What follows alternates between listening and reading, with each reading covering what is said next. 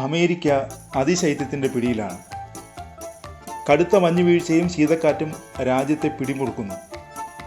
മഞ്ഞു കൊഴിഞ്ഞു വീഴുന്നതിൻ്റെയും എങ്ങും മഞ്ഞ് നിറഞ്ഞതിൻ്റെയും ദൃശ്യങ്ങളാണ് US-ൽ നിന്ന് വരുന്നത്. ഇതൊക്കെ എന്തെന്ന് തോന്നിപ്പിക്കുന്ന മറ്റൊരു പ്രദേശത്തെക്കുറിച്ചുള്ള റിപ്പോർട്ടുകളും വരുന്നുണ്ട്.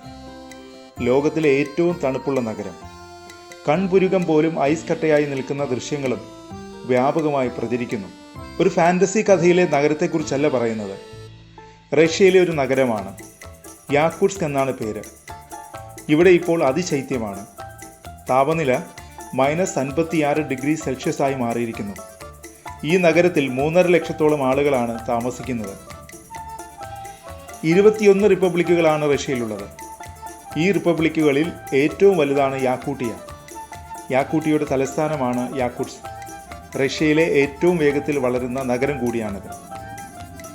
റഷ്യയിലെ ഏറ്റവും തണുപ്പ് കൂടിയ സൈബീരിയൻ മേഖലയിലാണ് യാക്കുട്സ്ക് സ്ഥിതി ചെയ്യുന്നത്. -56 താപനിലയൊക്കെ കൂടുതലല്ലത്രേ. -76 വരെയൊക്കെ യാക്കുട്സിൽ താപനില താഴാറുണ്ട്. ഒന്ന് ചിന്തിച്ചു നോക്കൂ, എന്താമോ ഇവിടുത്തെ അവസ്ഥ. യാക്കുട്സിലെ ശരാശരി താപനില -75 ആണ്.